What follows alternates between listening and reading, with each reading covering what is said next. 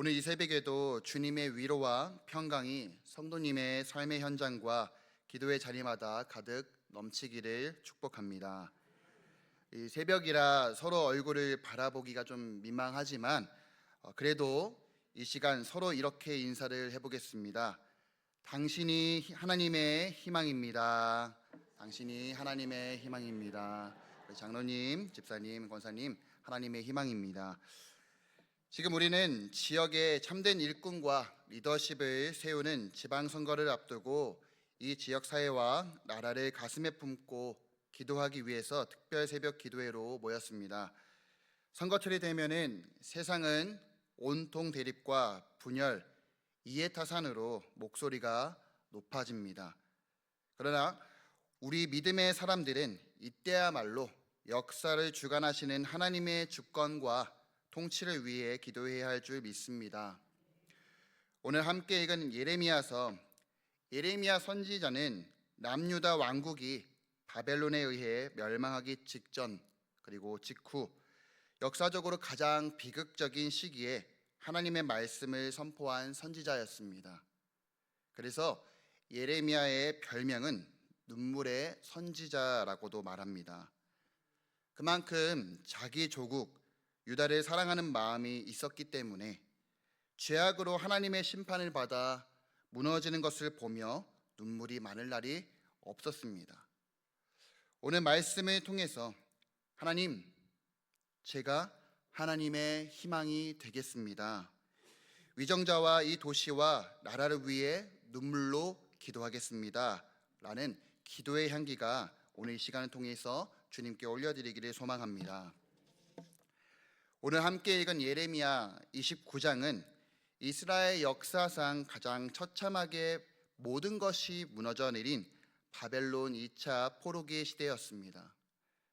당시의 분위기는 한마디로 모든 자부심이 찢겨나간 공황 상태였습니다. 그리고 혼란스러운 가짜 희망이 판치던 영적 아수라장이었습니다. 당시 유다 백성들의 신앙은 하나님의 성전이 있는 예루살렘은 절대로 망하지 않는다라는 확신이 있었습니다.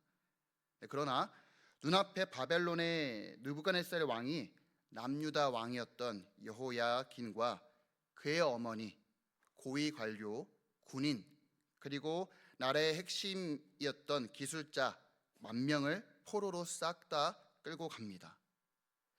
그 결과로 예루살렘에는 힘이 없고 또 가난한 취약계층만 남겨져 있고 남아있는 자들은 우리는 이제 어떻게 살아가야 하나, 하루하루 어떻게 살아가야 하나 하는 불안감에 떨었습니다. 그리고 포로로 끌려간 자들은 내 인생이 이제 여기서 끝나는구나 하는 극심한 상실감과 우울증에 시달렸을 것입니다. 한마디로 나라의 허리가 완전히 잘려나간 상황입니다. 남겨진 백성 그리고 끌려갔던 모든 포로들은 과연 이런 상황 속에서 어떤 마음을 가졌을까요? 우리는 정말로 하나님께 버림받은 거 아닌가 하는 영적 혼란과 회의감에 빠졌을 것입니다. 모든 것이 무너지고 현실이 너무나 괴롭기 때문에 사회 전체가 듣기 좋은 가짜 뉴스에 귀를 기울이기 시작합니다. 포로지에서 수많은 거짓 선지자들이 돌아다녔습니다. 백성들의 귀를 즐겁게 하는 달콤한 거짓 평화가 쏟아내어지고 있었습니다. 대표적으로 거짓 선지자 하나냐는 예레미야 28장 11절에서도 이렇게 말을 하는데 11절에서는 2년 안에 모든 민족의 목에서 바벨론의 왕 느부갓네살의 멍에를 이와 같이 꺾어 버리리라 하셨느니라 라고 기록되어 있습니다. 모든 것이 무너진 이 현실을 마주한 백성들은 그 거짓 위로를 너무나도 믿고 싶었습니다. 이 달콤한 가짜 뉴스 때문에 백성들은 바벨론에서 정착할 생각은 하지 않고 현실을 부정하고 또 조급함과 헛된 기대감으로 가득 차 있었습니다. 감정은 분노와 뜬구름을 잡는 희망이 뒤섞여 극도로 어수선한 상태였습니다. 그런데 바로 그때에 그 무너진 포로지에 있던 백성들에게 예루살렘에 남아있던 선지자 예레미야로부터 한 통의 편지가 전해지고 있는 것입니다. 그것이 바로 오늘 본문 1절의 말씀입니다. 우리 1절 같이 함께 다시 한번 읽어보겠습니다. 시작. 선지자 예레미야가 예루살렘에서 이 같은 편지를 느부갓네살이 예루살렘에서 바벨론으로 끌고 간 포로 중 남아있는 장로들과 제사장들과 선지자들과 모든 백성에게 보냈는데, 아멘. 낙심 가운데 있던 포로민들은 이 편지의 내용을 확인하기 전까지는 분명 가슴이 뛰었을 것입니다. 드디어 하나님께서 이 무너진 현실에서 우리를 구원해 주시는 건가? 바벨론이 이제 드디어 무너지는 건가? 라는 기대감과 소망이 가득 넘쳤을 것입니다. 그러나 하나님께서 예레미야의 입을 빌려서 말씀하신 내용은 백성들의 기대를 완전히 뒤엎는 충격적인 메시지였습니다. 하나님은 무너진 그 자리에 전혀 예상치 못한 방법으로 희망을 심기 시작하였습니다. 하나님은 먼저 백성들이 서 있는 그 절망의 자리가 우연이 아님을 선포하십니다. 본문 4절 말씀을 통해서 우리 함께 읽어보겠습니다. 시작. 만군의 여호와 이스라엘의 하나님께서 예루살렘에서 바벨론으로 사로잡혀 가게 한 모든 포로에게 이와 같이 말씀하시니라. 아멘. 사람의 눈으로 보면은 남유다가 망하고 백성들이 포로로 끌려간 이유는 명확합니다. 바벨론의 군사력이 압도적으로 강했을 것이고 또 느부갓네살 왕이 잔인하고 위대한 정복자였기 때문에 사람의 눈으로 봤을 땐 그게 맞지라고 생각할 수 있습니다. 그런데 하나님의 시선은 다릅니다. 하나님은 바벨론 왕이 유다를 사로잡았다고 말씀하지 않고 하나님께서 사로잡혀 가게 했다라고 통해서 오늘 본문 4절을 통해서 우리 알 수 있습니다. 느부갓네살 왕은 그저 하나님의 주권과 그런 심판을 계획하는 수행하는 도구에 불과했다는 것입니다. 백성들이 처한 절망적인 환경의 주권자가 세상 권력자가 아니라 여전히 하나님이심을 선포하는 구절입니다. 이것이 이제 6.3 지방선거를 앞두고 또 이 험한 세상을 살아가는 우리가 가져야 할 영적 안목일 줄 믿습니다.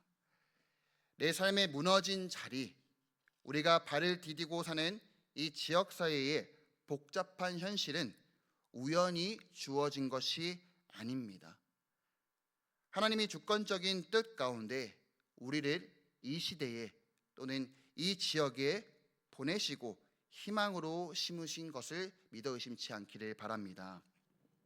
그렇다면 모든 것이 무너진 바벨론 땅에서 포로된 백성들이 해야 할 일이 무엇이었습니까?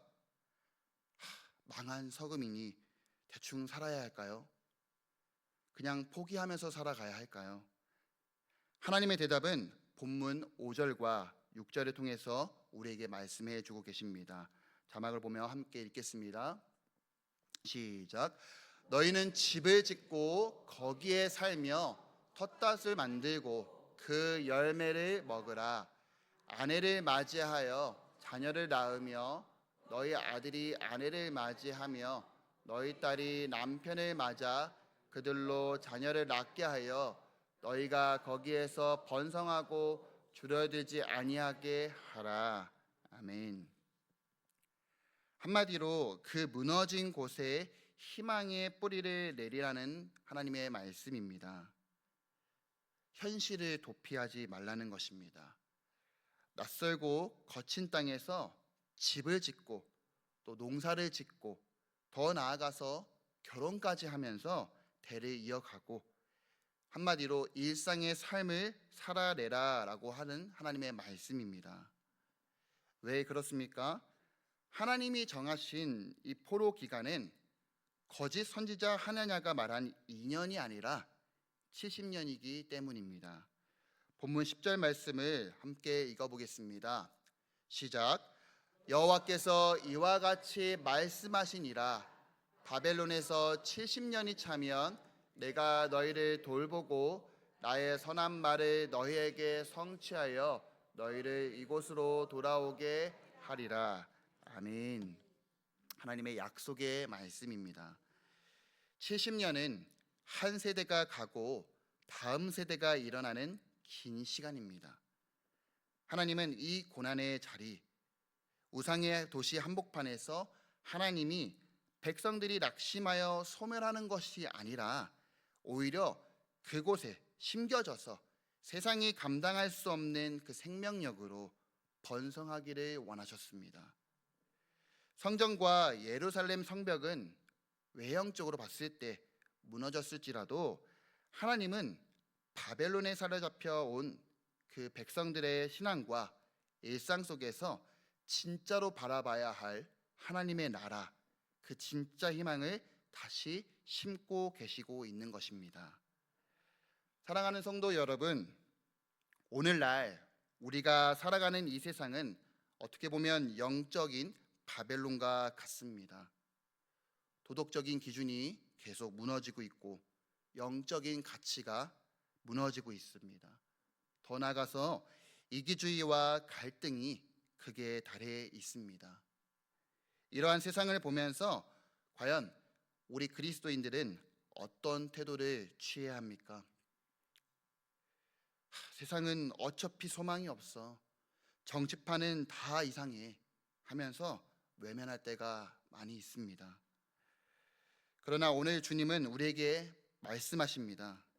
너희가 살고 있는 그 무너진 성읍에 집을 짓고 텃밭을 일구고 그곳에서 번성하라 라고 말씀하십니다. 이 말씀은 거룩한 백성으로서 세상 속에 깊이 뿌리를 내리고 삶의 책임을 다하라는 하나님의 말씀입니다. 우리가 속한 지역사회를 외면하는 것은 하나님의 뜻이 아닙니다. 오히려 소망이 무너진 그곳에 하나님이 나를 희망의 씨앗으로 심으셨음을 믿고 치열하게 그리고 열심을 다해 일상을 살아내야 합니다. 성도 여러분, 우리가 살아가는 일상의 환경은 과연 어떻습니까? 나의 마음과 생각은 어디로 향하고 있습니까? 마태복음 13장에는 씨 뿌리는 비유가 나옵니다. 수많은 환경과 상황으로 인해 우리의 마음은 길가에 있고 돌밭에 있고 가시떨기와 같은 곳에서 씨앗의 싹이 나오지 못할 때도 많이 있습니다. 씨 뿌리는 비유를 통해서 알 수 있듯이 농부가 힘들고 낙심해서 씨 뿌리는 그 작업을 그만두게 된다면 그 땅에서는 절대로 열매를 맺을 수가 없습니다. 그러나 농부가 포기하지 않고 길가, 돌밭, 가시떨기와 같은 땅을 끊임없이 돌을 치우고 또 땅을 갈고 부드럽게 만들어 간다면 그 세월이 어느 정도까지 흘러갈지 모르겠지만 포기하지 않고 끝까지 나아간다면 그 땅은 언젠간 옥토와 같은 땅이 될 것입니다. 내 세대에 넘어서서 다음 세대 또 그 다음 세대에게 열매를 맺어갈 수 있도록 우리가 옥토와 같은 밭을 계속 준비해야 될 줄 믿습니다.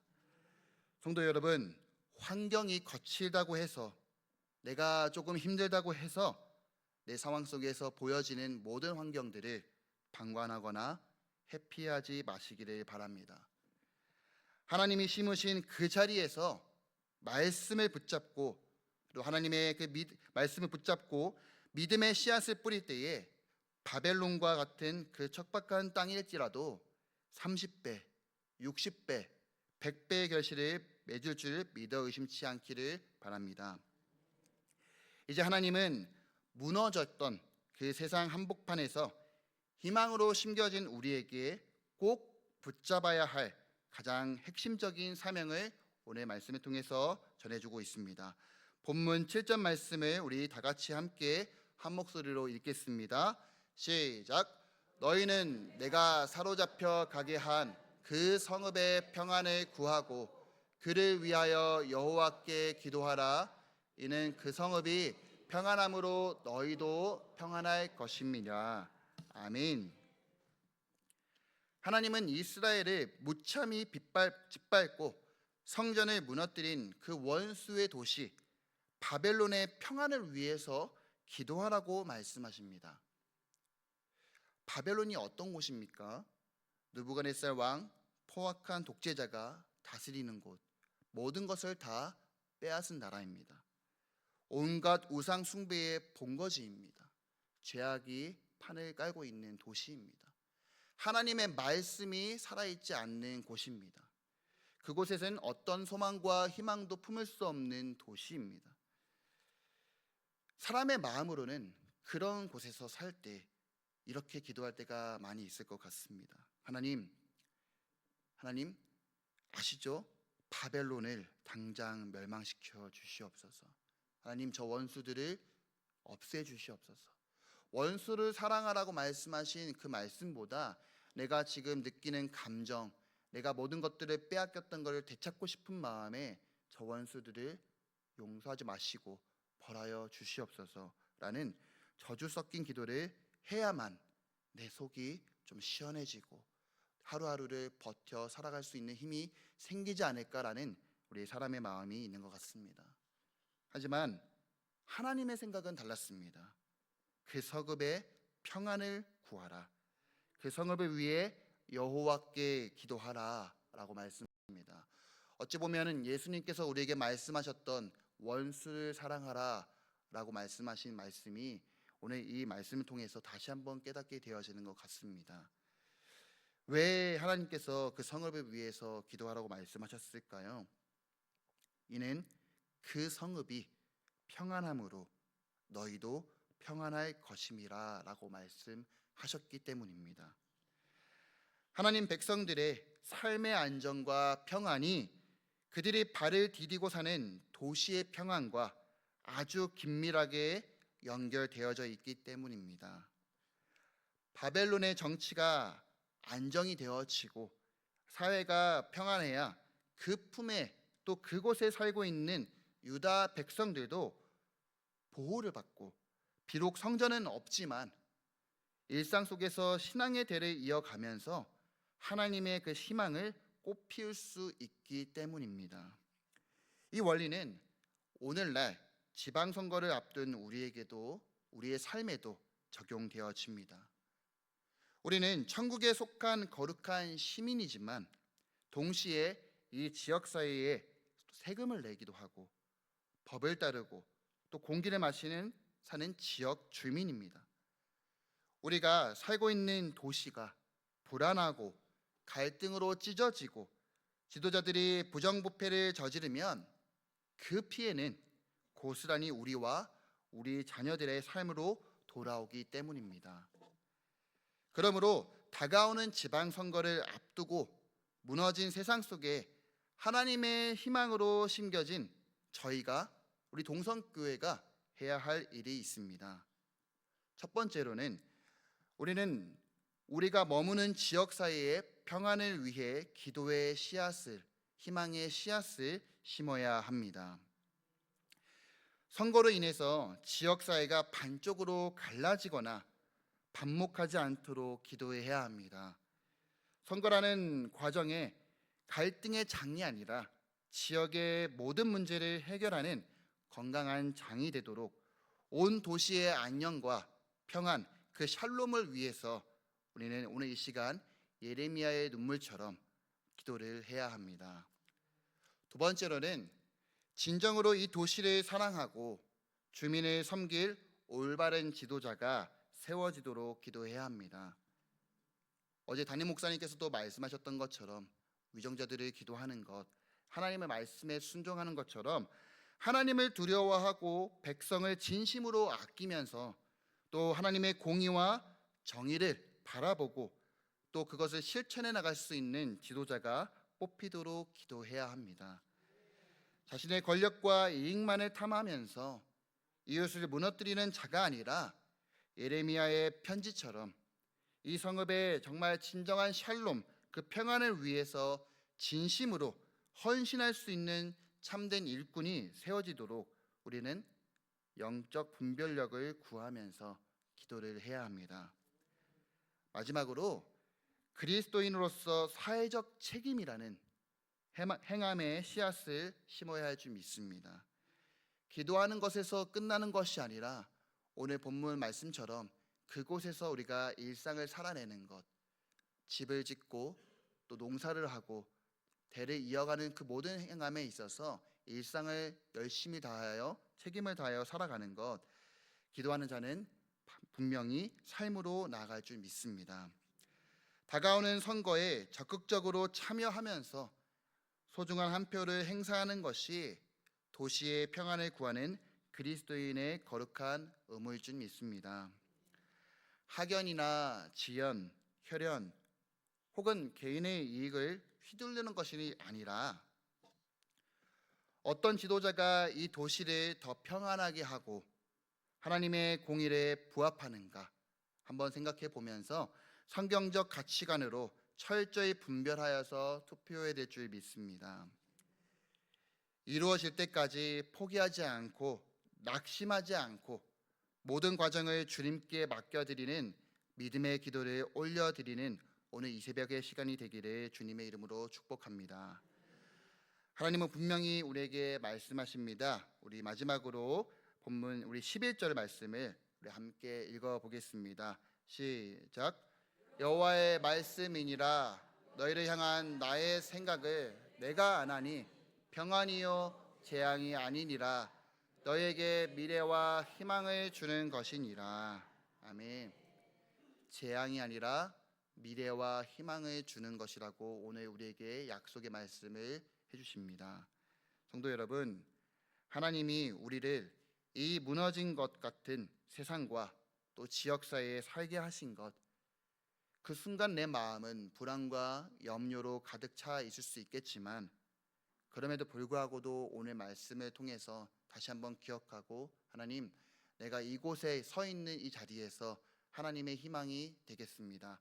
하나님의 그 희망의 씨앗을 말씀에 의지하여서 내가 기도로 뿌리를 내리겠습니다. 이런 결단의 시간이 되어지길 소망합니다. 그리고 이 선거의 계절을 지나가게 하시는 것은 재앙이 아니라 우리에게 평안과 미래와 희망을 주시기 위함일 줄 믿습니다.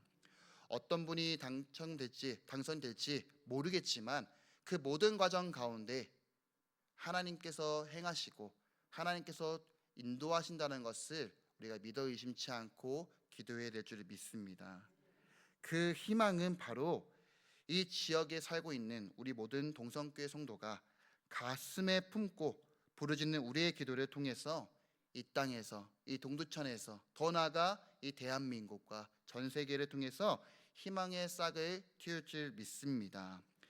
이 새벽 우리가 살고 있는 이 도시를 위해 세워질 위정자들을 위해서, 그리고 공의로운 선거를 위해서 함께 가슴을 치며 뜨겁게 기도함으로 무너진 곳에서도 희망을 심으시는 그 하나님의 위대하신 역사를 믿음으로 바라보는 복된 성도님들이 되시기를 주님의 이름으로 축원합니다. 기도드리겠습니다. 살아계신 하나님 아버지, 오늘 이 시간 6.3 지방선거를 위해 이 시간 한마음으로 주님 앞에 모여 예배드리며 기도의 자리로 나아갈 수 있도록 인도하여 주심에 참으로 감사드립니다. 주님, 오늘 말씀을 다시 한번 기억합니다. 세상이 무너졌다고 해서 정치가 소망이 없다고 원망했던, 방관하였던 우리들의 모습들이 있었다면 이 시간을 통하여 회개합니다. 주님, 저희들의 마음에 예레미야의 눈물을 부어주시고 이 땅을 바라보는 하나님의 눈물을 바라보게 하여 주시옵소서. 곳곳에 무너져 있는 죄악으로 인해 무너져가고 있는 그곳을 바라보며 하나님, 우리가 먼저 회개하며 하나님의 나라가 세워질 수 있도록 기도로 나갈 수 있도록 도와주시옵소서. 주님, 오히려 그 무너진 땅에 우리를 희망으로 심으셨습니다. 그 성읍의 평안을 위해 기도하라고 명령하셨사오니 우리의 영이 깨어 있을 수 있도록 날마다 성령 하나님께서 도와주시옵시고, 무너져 있는 것을 바라볼 때에 주님의 마음을 더 깊이 깨닫게 하여 주시옵소서. 날마다 기도하며 희망의 씨앗을 뿌릴 수 있도록 도와주시옵소서.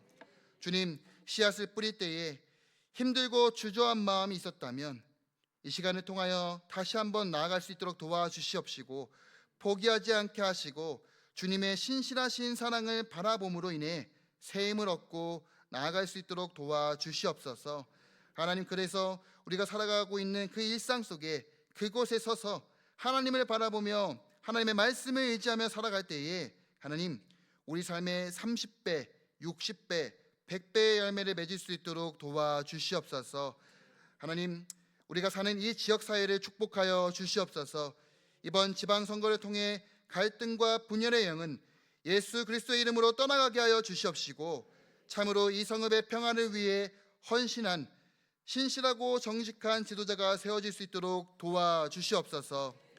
주님께서 이 땅에 보여주셨던 그 섬김의 모습을 닮아가기를 소망하며 희생과 헌신으로 본을 보이며 하나님을 사랑하는 자가, 경외하는 자가 세워질 수 있도록 도와주시옵소서.